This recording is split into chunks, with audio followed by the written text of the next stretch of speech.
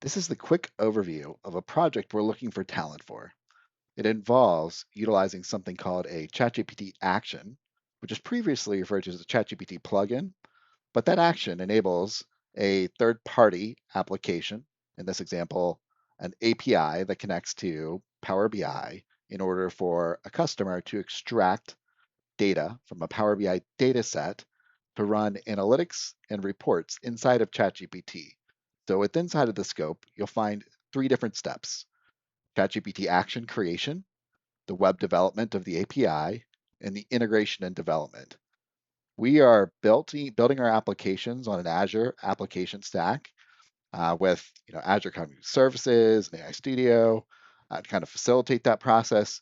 But please feel free to utilize whatever um, language models that you prefer to accomplish the goal of extracting information from a Power BI data set.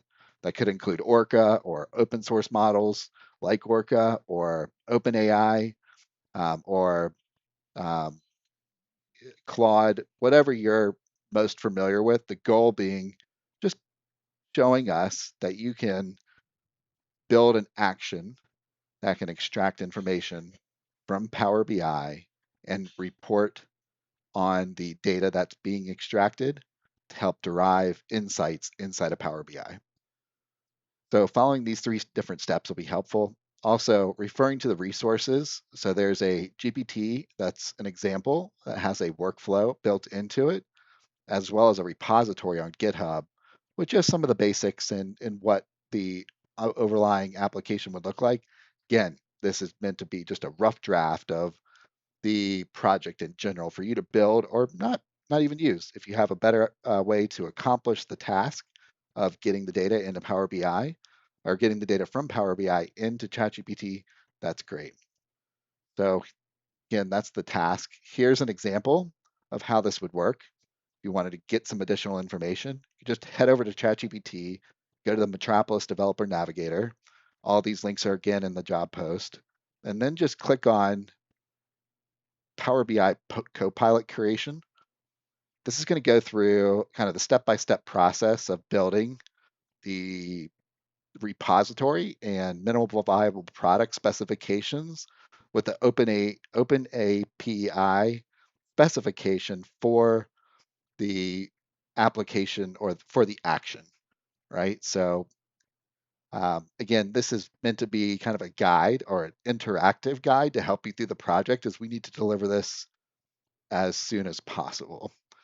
So again, this is going to go through several of the steps. While it's going through the different steps, we'll show you the output is going to give you a download link of a repository of all of these files, which you can load up into your IDE of choice, right? So again, it's mounting the repository, zipping it up, providing a download link with the structure of the application. So there's the download link, kind of make things easy for a quick start. So this is the quick start that you can drive out of the GPT. Then it's going to go on to kind of showing you the overlying kind of OpenAI YAML or the OpenAI Open API 3.0 specification required for an action, right? So this Open API specification uh, kind of lays out the overlying kind of framework of how the API itself should be built, again, with this specification.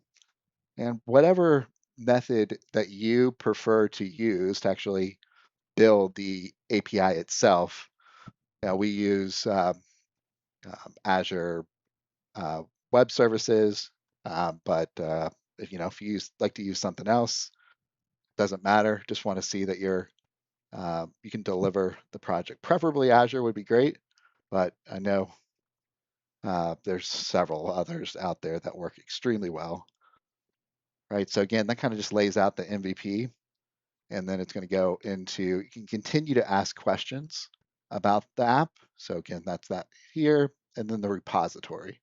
So this again, just giving you kind of the README, the overall, what we're looking for, the features that we're looking for, the framework to build this on top of, and then the repository and dependencies. If you have not worked with Power BI before, let us know. You can get a developer environment or a Microsoft Fabric environment, which will enable you to get a client ID and client secret and a tenant to run your test on.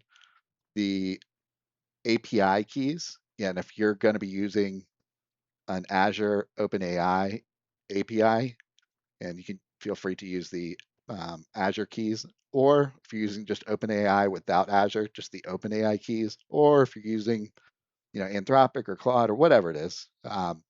This is just an example of using the Azure OpenAI API endpoint because that's what we utilize internally here at Metropolis.